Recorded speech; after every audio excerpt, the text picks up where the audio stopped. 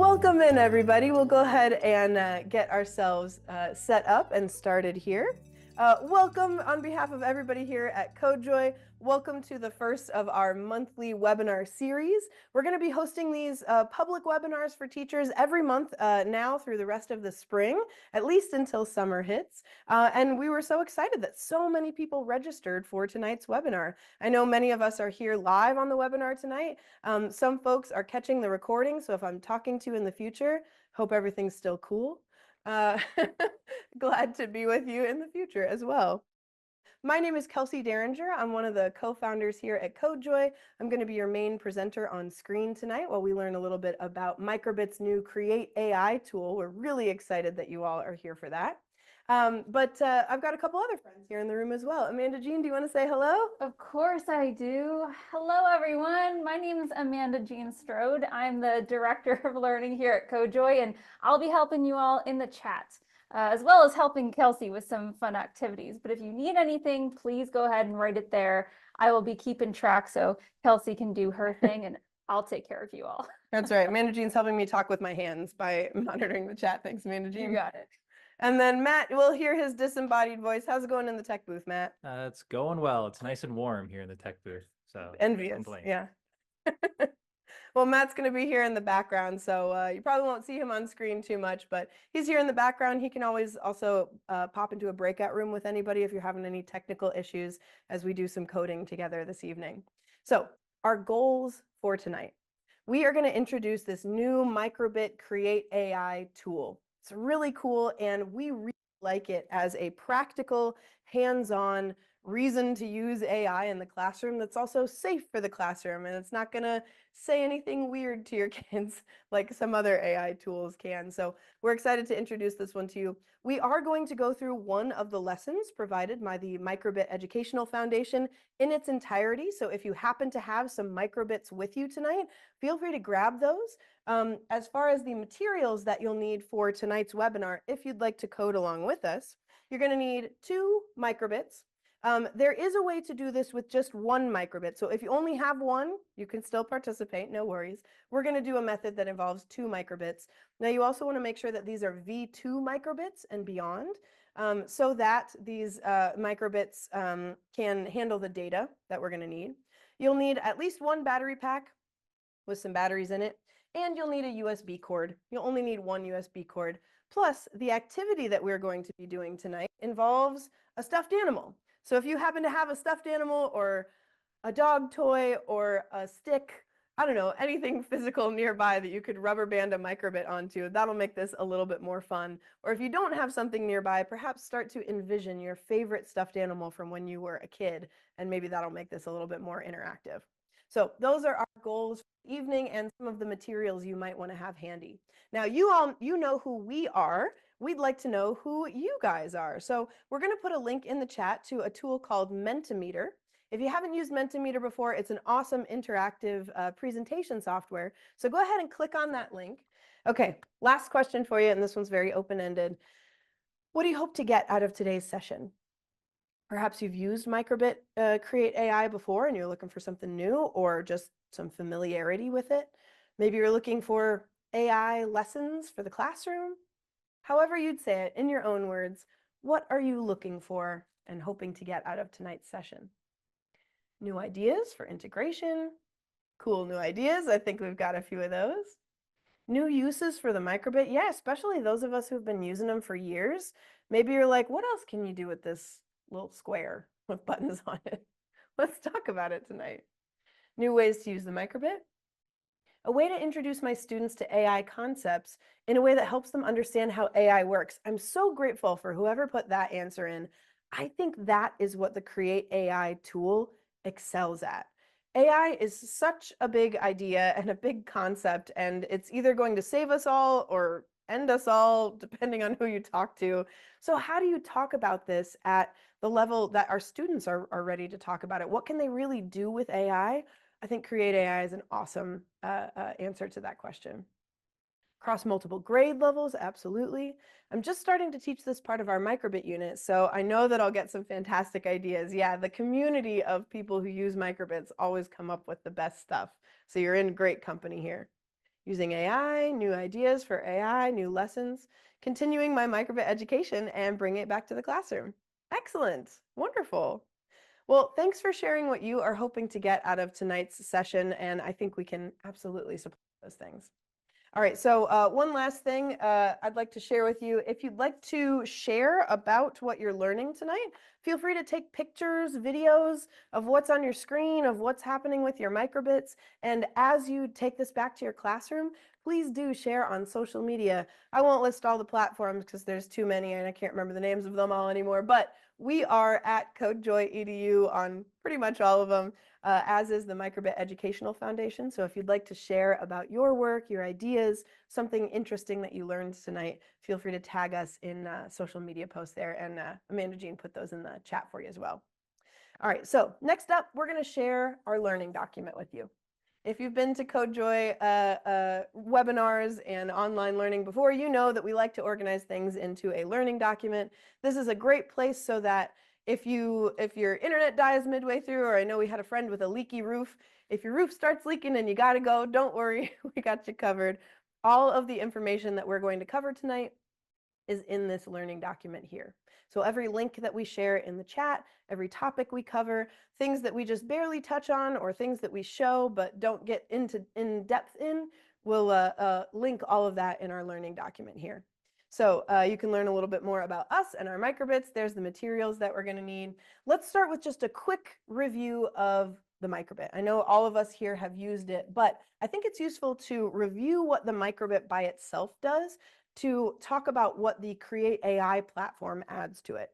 So when we talk about what the microbit is, we talk about it as a sensing, thinking, acting robot or microcontroller. So the microbit has a bunch of sensors built into it already. And I'm going to list these out with some nice little printables. This printable, by the way, is linked on your learning document. So I'm going to start with the accelerometer because that's the main thing that the CreateAI accesses. So inputs, we've got accelerometer, light sensor, buttons, the temperature sensor, the magnetometer, the touch-sensitive logo, that's on the V2 there. It's also got a microphone. Let me scooch those more on screen. There we go, microphone. It's also got the pins on the bottom of the microbit. That can be used as an input. It's also got the compass and the radio can also, these are all forms of inputs. These bring information into the microbit and they feed that to the microbit. This is where we then write our code. This is where it does its thinking. And then as far as the actions go, the microbit has the LED screen and the speaker. Those are the main outputs. But then also radio and the pins can be used as a form of output as well. Now, with just the microbit, you can do all kinds of cool things like, I'm going to clear these off to the side here for a moment. I'm using the accelerometer feature of my microbit, and it's going to recognize some different gestures. So when I tilt it forward, it makes a sad face. When I tilt it backward, it makes a happy face. Left, right, and when I shake it, that's using just the basic accelerometer as the input and the LEDs as the output. However, with the new CreateAI tool, you can train your microbit to recognize different gestures that you program into it. So I've created a super cool secret handshake with my colleagues and trained the microbit to recognize a secret handshake. Let me show you what I mean. I've got a microbit here. It's got a program on it, and I'm going to, in a very advanced and technical way, attach this onto my hand. It's not advanced or technical, it's a rubber band, but here we go. Okay, so I've attached that onto my hand here, and I'm going to invite Amanda Jean up to do our super secret handshake. Are you ready, Amanda Jean? Oh yeah, let's do it. Okay, ready? Yep. Oh, I disconnected the battery pack. Let's try again. Whoop-shoo, whoop-shoo. I did it again. Whoops. My battery pack's just a little, let me just push it in just care. There we go. There we go. All right, Okay. you're ready to go. Super secret handshake. Take 3. Look at that. It says an A for Amanda Jean. Well, it did for a second. Meh, meh. A for Amanda Jean. See? There it is. All right, Matt. You're up. Super secret handshake. Are you ready? 1, 2, 3. It says an M for Matt. Well, it did for a second. We got it. You get the idea, right? So it's recognizing these different gestures that I've trained it to do beyond just tilt left, tilt right, shake. it's recognizing these different gestures for my super secret handshakes with my colleagues. And that is what CreateAI allows you to do. It allows you to use machine learning and AI to train your microbit to recognize new gestures, right? Perhaps that's already giving you some ideas. Let me give you another idea. This is the activity we're going to be doing with your stuffed animal here. All right, so here's my stuffed animal, nice little goat. My goat, when I'm just chilling here, it just shows a heart.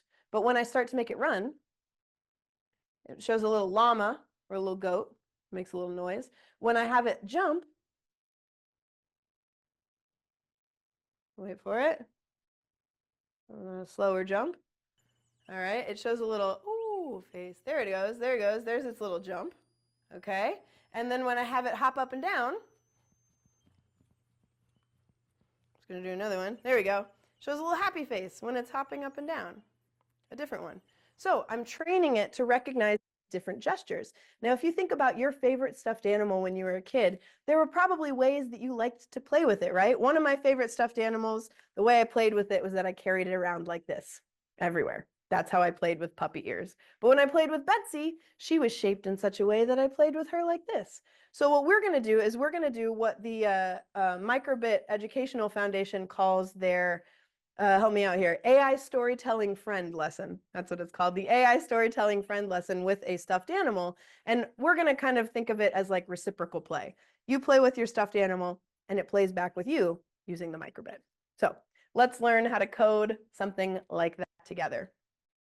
Now to do that, we're going to come down to page 3 of our learning document here. And we're going to go to microbit CreateAI. That link is in your learning document, and then Amanda Jean is going to put that in the chat as well. But we're going to go ahead and open up microbit CreateAI. Now, this has a video explaining what CreateAI is, as well as a number of other resources like a user guide and kind of an overview of the program itself. But we're going to click on this blue button that says Get Started. And you can do this along with us, or you can just watch and ask questions as well, because you're going to get a recording of this, so you can do it later on if you'd like as well. So I'm going to click Get Started. Now, I've already used this a few times, so I could open my last session, but I'm going to start something new with all of you here today. So the first thing, when we're programming our microbit in this CreateAI program here, this is going to happen in 2 phases. So phase 1 is when we are going to collect data and train our microbit to recognize these new actions that we're going to do. And then phase 2 is where we're going to create with it and code with it in MakeCode. So starting with phase 1, the training phase, there's a couple of different ways you can set your microbit and your computer up together. We're going to do the way that takes 2 microbits. We're going to use the radio frequency feature, which is going to need 2 microbits, a battery pack, and a USB cord. Now, there's a way that you can do this with Bluetooth, where you only need 1 microbit for this piece, but we understand that a lot of schools have Bluetooth blocked on their school's computers. So if your school has Bluetooth enabled, that might be a better option for you. But knowing that a lot of schools had that blocked, we're going to use the radio frequency feature.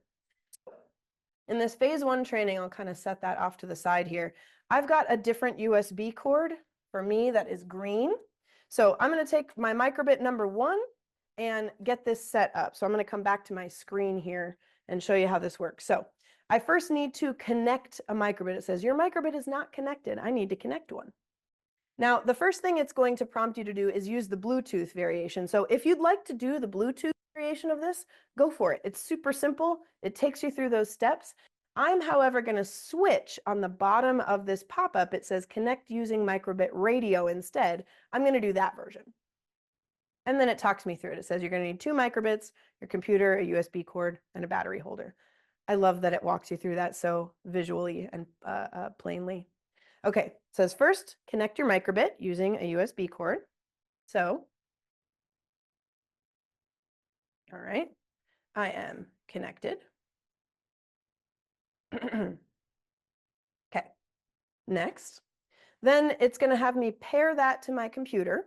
If you've done the pairing process before using MakeCode, this is very similar to that. There's going to be a pop-up when I click next there's going to be a pop-up that shows all of the microbits connected to my computer, and you should only have one connected to your computer at any point. So I'm going to click on the one that's connected and say connect. And now it's downloading a program. This microbit, microbit number 1, is going to be my sending microbit. This is going to send out data via radio frequency to the other microbit that's going to be connected to my computer. So once it's downloaded that program, I see a little happy face on it, and I can now disconnect the USB cord and plug in the battery pack. And it's just got that little happy face here, and I'm going to just set it off to the side. We're going to come back to that one in a second. So that's part 1, is get this microbit broadcasting a radio frequency, which it's doing in the background. Now we're ready for the second microbit to be connected to your computer. So it says disconnect and connect the battery pack. We did that. Next, connect your second microbit with your USB cord. Once again, I'm going to connect my USB cord here to my second microbit. This one is blue. I'll say next. And once again, I'm going to find my microbit with this little pop-up menu that comes up here and say connect. And it's downloading a radio program. And now, once I've done that, I keep the second microbit plugged into my computer. This is going to stay plugged into my computer. And this one, the first microbit, as I move this, look at my graph down there. It is showing me live in real time how I'm moving my microbit. So if I move it on this plane of existence, I see that green Y line move a lot. If I move it on this plane, I see the red line move a lot. If I move it up and down like this, I see the blue Z axis change a lot. So what we've done with these 2 microbits and radio frequency is we've set up your screen so that it is receiving live data from your microbit, and I'm wireless. So this second microbit, I can move all around, and it is showing me that data right live on my screen now. And like I said, this same exact thing happens if you set it up with Bluetooth instead. You just only need 1 microbit instead of 2 microbits. I know Michelle in the chat says, I love that you can see the X, Y, and Z axis live. There's a way that you can do this with, it's called the serial connection with MakeCode as well, which is pretty cool. But it really does show these concepts of like, what is this doing? So for example, how does my microbit know that I tilt it to the left? Well, the X, Y, and Z axis look like that. How does it know when I'm tilting it to the right? Well, the X, Y, and Z axis look like that. How does it know that I'm shaking it? Right? It's just reading the data off of it, which is pretty cool. How far can you go from the other microbit to stay connected to your computer? Depends. If you're using Bluetooth, that depends on the signal strength of your computer's Bluetooth connection. So if you've got a cheapo Chromebook that's seen a lot of stuff in the last 4 years, not too far, maybe 5-10 feet. If you've got a really nice computer with very strong Bluetooth, you might be able to go 10 or 20 feet away. With radio connection, we usually say that the microbit radio extends out about 15 to 20 feet or so before it starts to lose that signal strength. So 15 to 20 feet, I'll back up. How far away is the back wall from the table, Matt? You've built it. How far away am I? You're 9 feet. I am 9 feet away, and it's still showing very clear data down there. So you can get a good distance away from it. Yeah. Yep. So let me get a quick check-in. Is anybody having trouble connecting their microbit, getting that live data? This is pretty cool. Clara says, perfect.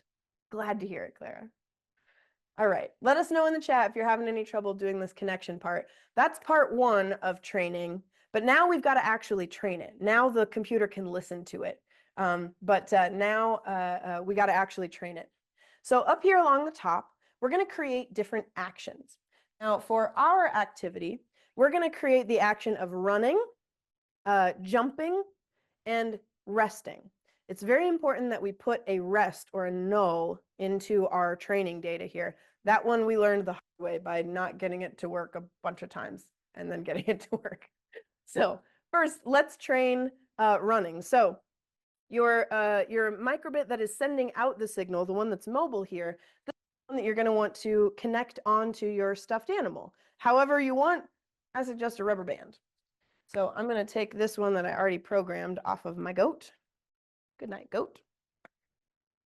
And I am going to just connect my microbit onto my goat here with the rubber band.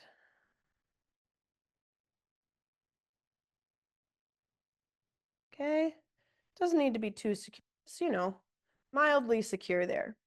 And then, as I move my goat around, I'll see those lines start to move as well. So to train that data, we're going to give our first action, a name. So I'm going to call this running. I labeled it running, and then you can change the icon that goes with it as well. I'll put a smiley face, sure. So I've changed the icon and I've labeled it running, and now I get to record this action. So when I hit record, it's going to give me a countdown and then say go, and I've got about 3 seconds to do this action. So here we go. I'm going to hit record. 3, 2, 1, go. And that is what running looks like. These squiggly lines right here. It takes you through a little bit of a tutorial here, and we're going to do this together, so I'm going to kind of scooch through it. But for, excuse me, for each of your actions, you're going to need to record at least 3 data samples. So I'm going to do that again. 1, 2, there's running, and then I'll do it again. Minute. There we go. So I've recorded 3 different data samples of my goat running. And once you've recorded a few data samples for this first action, then you can add another one. Now, if you add more data samples, what do you think might happen? It'll probably get more reliable, especially if the action that you coded is very specific, or if you have 2 actions that have a very similar XYZ profile. More data makes your training more accurate. And that is definitely something that I recommend playing with your students. How can you make that more accurate? Add some more data. Absolutely. Okay, so now I'm going to add another action. I'm going to call this one jumping. And I'm going to give it a new icon. I'll make this one, I'll make it a surprise face. And now I'm going to record some data of my animal jumping. Jumping. There we go. And 2 more. Jumping. Ooh, gotta put my battery pack back in. There we go. Record another one. Okay, and I need at least 3, so I'm going to do 1 more. There we go. All right, so that's jumping. And once you've gotten 2 different actions in there, like let's say running and jumping, make sure that you also add a null or a rest is what you might call it. Rest or null. And I'm going to make this one just like unimpressed face. This is just it sitting there.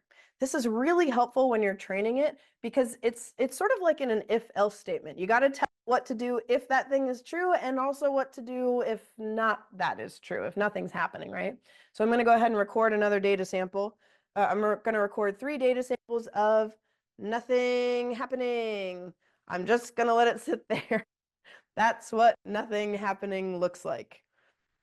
There we go. And I need 3 data samples of that. Nothing. Great. So there's my 2 different actions and my null. And then if you want to, go ahead and add a 3rd action. So when I look at this particular stuffed animal, I really want to make it jump over because it's got these nice little hooves, and that's what this makes me want to do. But depending on your stuffed animal, perhaps you would want to make yours crash into things, and it would be that's what a rhino might make me want to do. Or maybe you've got something that would crawl or creep or whatever ways your stuffed animal begs to be played with. Play with it that way and record another action for that. So I'm going to add 1 more action. I'm going to make my goat jump over the moon here. Bring in a little, I'm going to do this, I'm going to call this leaping. And I'm going to have it be, oh, let's see. Cool. Yeah, it's going to be cool. Okay. There's leaping, and I got to do 3 for that one. Okay. And then another one. Leaping. Okay, there we go. So now I've got my data samples. Next, you need to train the model. So that's super easy. There's a button for it.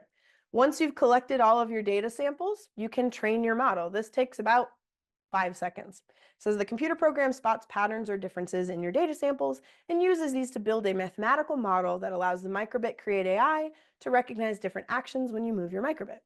So start the training. Like I said, takes 5 seconds. It's pretty cool. All right, now it's going to take us through a couple different things down here, but we're going to talk through these, so I'm just going to go through them. Okay, so now this is where the person who said, I want students to understand what AI is doing, this is where I think that really comes alive, because right now it's guessing with, it says 98% accuracy, which of those actions my stuffed animal is doing, and it's right. It is not doing anything right now. Now, if I have it do its little run, let's see if it can see that it's running. Yeah. Oh, go back in there, battery pack. Okay. So it was picking up on the running there. How about jumping? Yeah, it can sense jumping. How about leaping? Yeah, it's sensing leaping there. And it's setting a confidence threshold.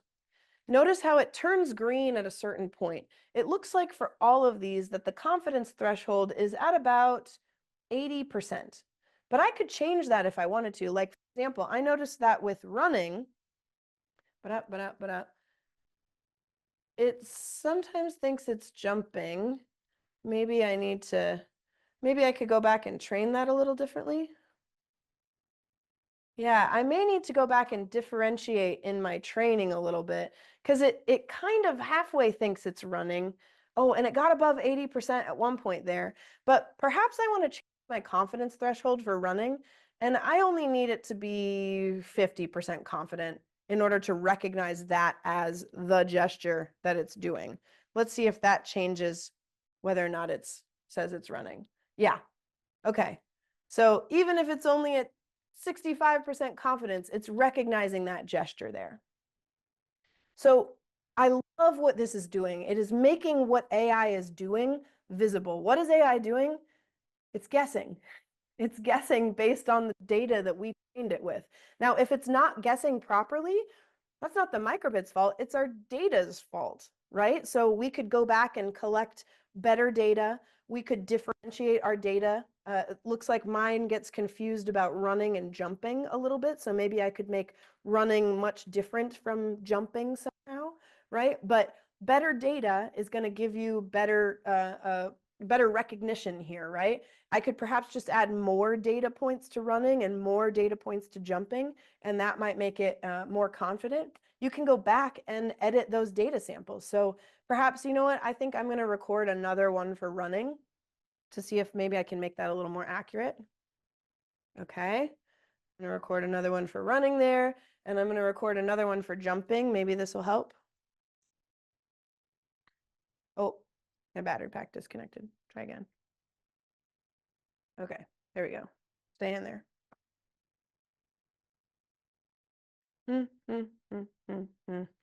Maybe that'll help it be more accurate. That might be one thing to try if it's struggling to recognize things. And then I will retrain my model. Again, this takes about 5 seconds. And now let's see a little bit more accurate. Is it now? Okay. Seems to be recognizing running a little bit more. Maybe if I added a lot more data samples, it would be even more accurate. Yeah, it seems to be confused between running and jumping. One of the things I noticed is sometimes I might go back and just differentiate those a lot more. Like maybe instead of having my jumping be up and down like this, maybe I turn it to the side and have jumping be like this. And that might make it a little bit more accurate. Yeah, absolutely.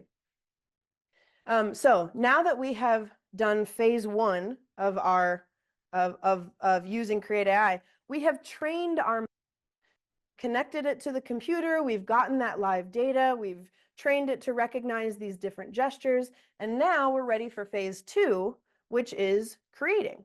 And this part, if you've used microbit before, is going to be really familiar. We can edit in MakeCode. So in the bottom right-hand corner of your CreateAI screen, we can go click where it says Edit in MakeCode. Cool. So it starts out with some code here, and I'm going to minimize my screen here so we can see this code a little bit better. And I'm also going to zoom in a little bit.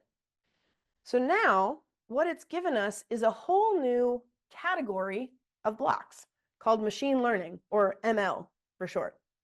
So this first one is the one that it starts out with. This is basically just an event block like on start or on a button press, but it's on machine learning gesture, running, jumping, rest, and leaping. Those are the ones that I programmed in there.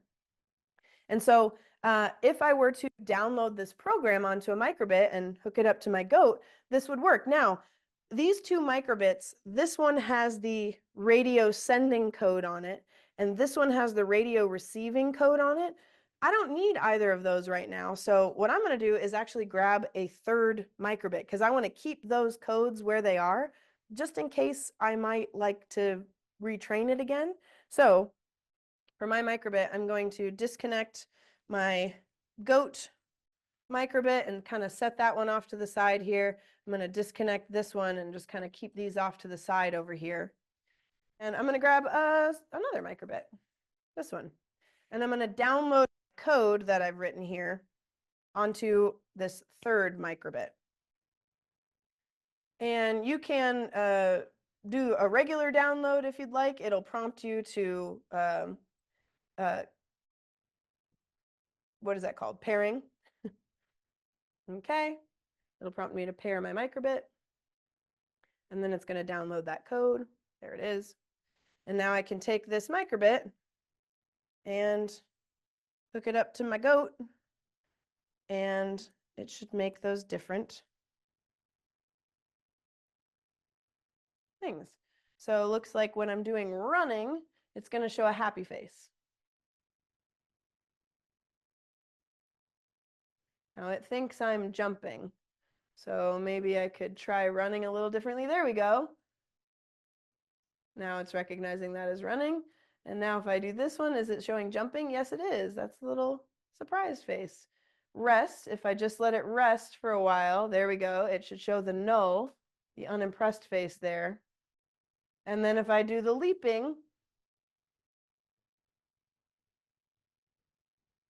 after a little bit, hopefully it'll show me some sunglasses.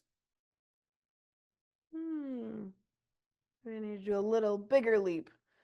And I may need to go back and retrain this a little bit, add some more data points, or differentiate this from running a little bit more. Big leap, maybe it needs to be slower. There's sort of a dance here, right? Between your data that you collected, the training and the thresholds that you set, the confidence level thresholds that you set, and how you're actually interacting with the physical object, right? And so at each of those points, there's a space to kind of mess with it a little bit. So with these event blocks here, whatever confidence level you set in, and I can go back to that training bit here, whatever confidence levels I set at this point, like remember I moved this one down to a 50% confidence level, I'm pretty sure that those confidence levels transfer over into the event blocks here in MakeCode. So my running confidence level is a little bit lower than my confidence level for these other two. Now, if I look in this category, that's the main block that you probably want to use. There's also a block to make it stop, like on this gesture, stop doing something. And there's a couple other blocks here, like for example, this certainty block here. You could build this into an if-else statement, and you could say, if certainty of the machine learning gesture leaping is greater than 30%, like you could manually change that confidence level with an if-else statement as well. So And then from there, you can do everything else that you can normally do in MakeCode. So if you want to use this with another tool, like let's say you've got hummingbirds or finches or the new Makey Makey backpack, you can still add extensions on here. You can do data logging. You can add in whatever code blocks you want to add in. You can still do this just like you would with a normal MakeCode. You can then program with it like that. One other tip that I want to share with you when you're programming here in MakeCode and when you're doing this with students, saving your work here is a little different than it normally is in MakeCode. In MakeCode, we normally recommend that you use that share option. It's up here in the right-hand corner. It's got the 2 dots with a line in it. It's not here. That is not an option here in this version of MakeCode. Instead, the way you would save your program to work on it for later is you would download it as a file and save it to your computer or a flash drive or your OneNote or wherever students save files. Excuse me. So when you download this, it downloads not only the code as it's written, but it also downloads the training data as well. So in our learning document, you might see that down here on the top of page 5, here's a link to Kelsey's finished data and code. And when I go there, this takes me to a file, and this is a hex file, so you can't open this on your computer. However, if you were to save it to your computer, which I'm going to do now, I'm just going to download it and save it to my downloads file. Downloads, there we go. Great. If I were to come back to just the CreateAI, like the basic CreateAI page like this, now it remembered my last session, which I didn't title yet, or I could continue a save session, and it would say, what session do you want to continue? And I could say, oh, I want to continue that one that I had before, and it'll come back and it'll have, this is the one that I coded at the very beginning with those different actions there. I can train that model. I don't even have to have my microbits connected. I have nothing connected right now, but then I can go in and edit it and make code from there. So the way to save your files for this one, don't rely on CreateAI to save them because it will only using cookies remember your last session. If you've done multiple sessions, it won't remember them. But save the file somewhere and then you can reopen that file and continue working on it. So feel free to take a little time and play with this a little bit and bring your questions into the chat. I see some questions already coming in from the chat. Let me just read some of these out. Cecilia says, I like that it does not need the webcam like it would using Google's Teachable Machine. Yeah, that is something I love about this. It uses only what's on the microbit. So it doesn't need a webcam. It doesn't need any other sensors or anything plugged into it. Really, all you need, if you're doing the Bluetooth version, is one microbit to do this. You can train it using that one microbit, and then when you're ready to download the file, you can download it onto that same microbit. So it is very microbit centric for sure. Can you change the name on the hex file to know them from each other?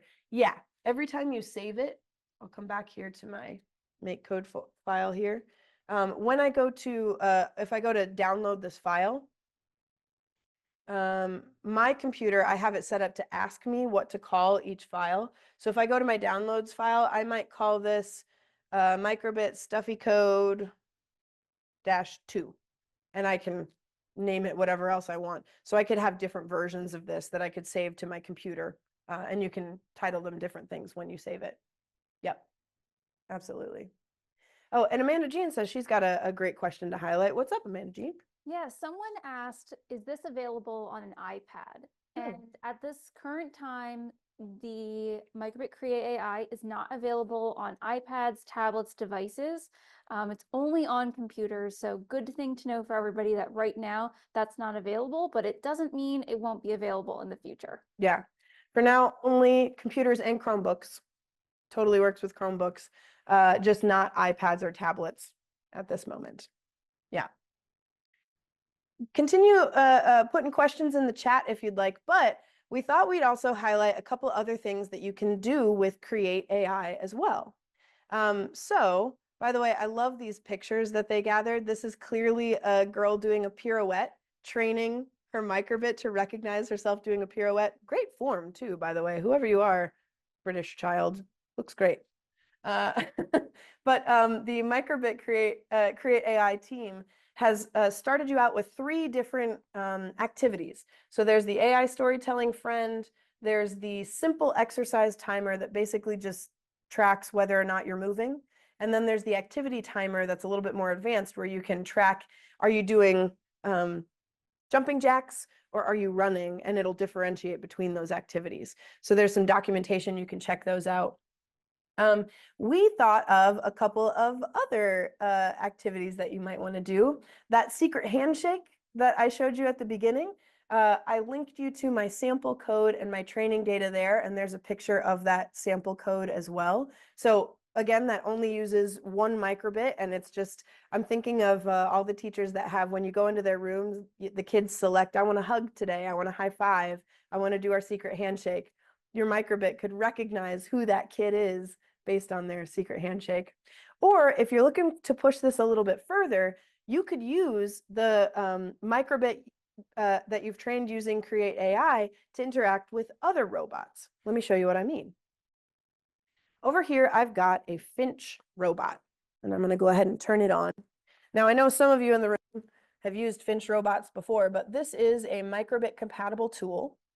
As you can see, it's got a microbit in the tail here. And this is a microbit that I've trained using CreateAI. So without CreateAI, I could do the following. As I tilt my microbit forward, it's becoming a remote control car. So as I tilt my microbit backward, it goes backward. When I tilt it to the left, it turns left. When I tilt it to the right, it goes right. When I hold it flat, it stops. But here's what I did with CreateAI. I trained it to wag its tail.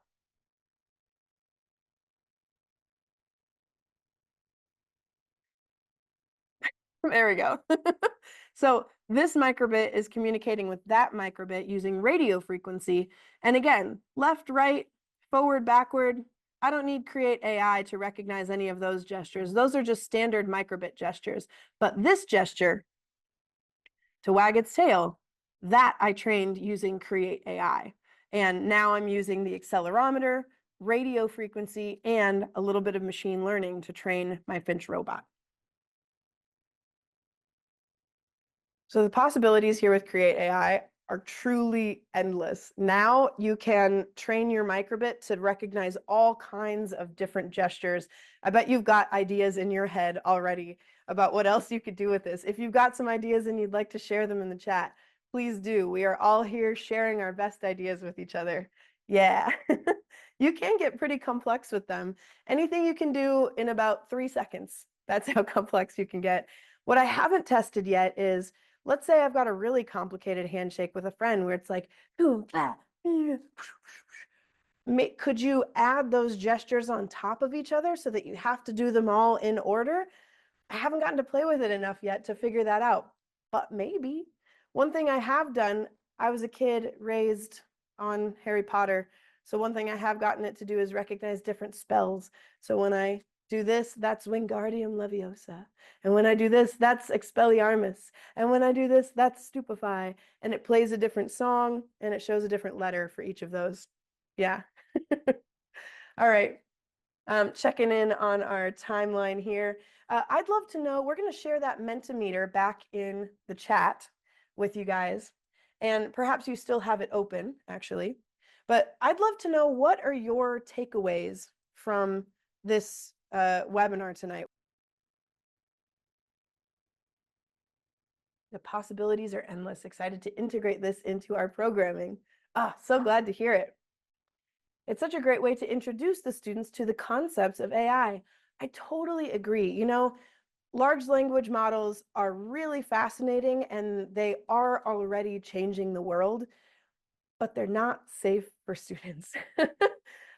In just the amount of time that I've played with them with teachers, I've gotten an LLM Socrates to suggest that the best way to make friends is playing beer pong.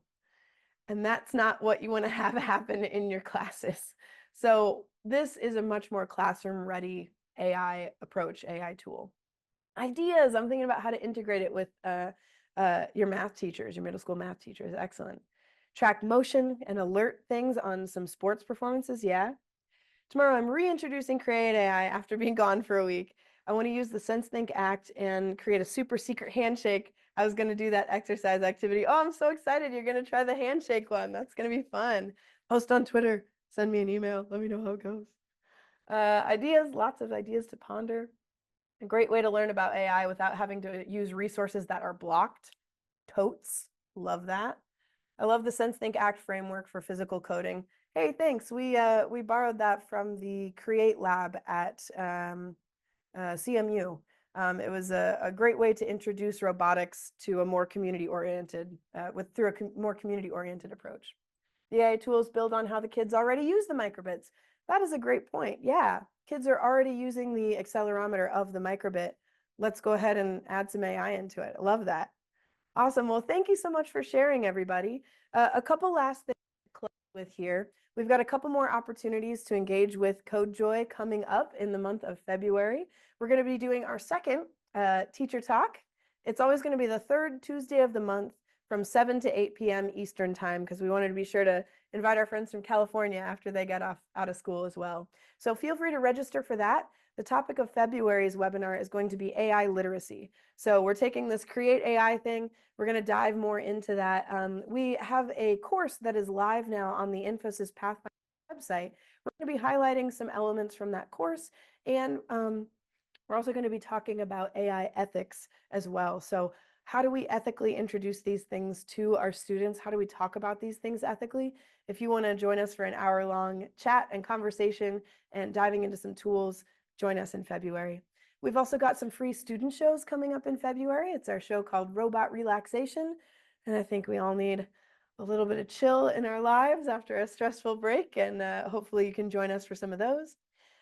Also, we do professional development not just for national organizations and not just for free like this, but also for schools. So if your school is looking for some professional development, either on any of the tools we teach, on AI, things like that, check out our new courses page on our website. It lists all the different courses that we teach. And if you're trying to get some good professional development on your school's budget for next year, feel free to schedule a chat with me, invite your administrators. Let's get some great PD at your school next year. And then we just got word that Infosys is once again doing their Pathfinder Summer Institute again this summer. Yay! So the official courses will be announced in March. If you want to be sure to be part of that amazing free initiative, be sure to subscribe to our newsletter so that you can be the first to know about it. So thank you so much, everybody. We really appreciate y'all being here tonight. But with that, have a great night, everybody, and thanks for joining us to learn about the microbit CreateAI tool. Thanks, everybody.